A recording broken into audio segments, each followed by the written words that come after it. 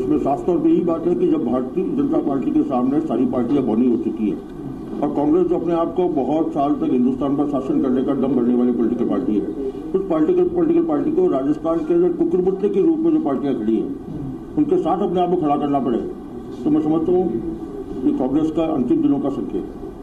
आगे क्या होगा, कब तक अंतिम दिन आ जाएंगे कांग्रेस की? भारतीय जनता पार्टी मोदी जी के राजनीति के नेतृत्व के अंदर हिंदुस्तान की जनता की मंशा के अनुरूप कांग्रेस मुक्त भारत की कामना करती है और बहुत बड़े हिंदुस्तान के इलाके में कांग्रेस मुक्त भारत की स्थापना हो भी चुकी है। मतलब कांग्रेस मुक्त भारत न केवल शासन में होगा बल्कि कांग्रेस नाम की राजनीतिक पार्टी का अस्तित्व आने वाले समय में खतरे में पड़ जाएगा, इसकी पूरी संभावना नजर आ रही है। सर, राजस्थान के किसान आंदोलन कर रहे हैं, कई जिलों में चक्का जाम है, आप इसका समाधान क्या मानते हैं? क्या कर्ज माफी समाधान है? क्या सरकार कर सकती है या ये सही ट्रेंड है? सबसे बड़ी चुनौती देश के सरकारों के सामने किसान को कर्ज से मुक्ति देने की नहीं है। सबसे बड़ी चुनौती कि किसान कर्जदार न हो, ये ज्यादा बड़ी चुनौती है। भारतीय जनता पार्टी दिल्ली में मोदी जी के नेतृत्व में और राजस्थान में वसुंधरा राजे जी के नेतृत्व में किसान कभी कर्जदार बने ही नहीं। ऐसी स्थिति किस प्रकार से उत्पन्न हो उसका प्रयास हम कर रही है, उनकी महत्वपूर्ण जिम्मेदारी है। आपको पता है 2022 तक मोदी जी के नेतृत्व में हम किसानों की आमदनी को दुगना करना चाहते हैं।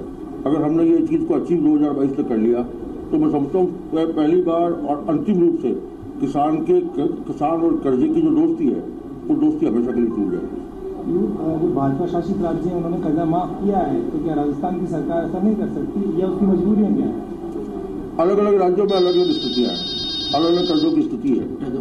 अब राज्यों ने उनके हिसाब से क्या किया है क्या नहीं किया मुझे उसकी पूरी जानकारी नहीं है। कितना कर्जा माफ किया है, कितना कर्जा माफ नहीं किया है, कितने किसान थे, कितने किसानों का कर्जा था, इसके बारे में मुझे ज्यादा जानकारी नहीं। पर समझता हूँ कि राज्यों की अपनी अपनी स्थितियां हैं, राज्यों की अपनी अपनी स्थितियों के हिसाब से राज्यों ने अपने अपने निर्णय लिए हैं। राजस्थान की सरकार भी अपने राज्य की स्थिति को ध्यान रखते हुए निर्णय लेगी। आप इकोनॉमिक जो अफेयर्स हैं उनके मास्टर माने जाते हैं, एक्सपर्ट हैं आपकी तरफ से, क्या किसानों का कर्जा माफी के लिए सरकार पर दबाव बनाने के लिए चक्का जाम का रास्ता अख्तियार करना क्या ठीक है आपके लिए? मैं समझता हूँ लोकतंत्र में अपनी आवाज को रखने का हक सभी को है, तो लोकतंत्र में अपनी आवाज का हक किसी और की सुविधाओं की कीमत पर नहीं होना चाहिए। कोई भी आंदोलन हो, किसानों का आंदोलन हो, छात्रों का आंदोलन हो, मजदूरों का आंदोलन हो या किसी राजनीतिक पार्टी का आंदोलन हो, आंदोलन करने के हक का इस्तेमाल किसी और के हक को कुचल के नहीं किया जाना चाहिए। ये सब पे लागू होता है, किसानों पर भी लागू होता है। आप अपील करें किसानों से?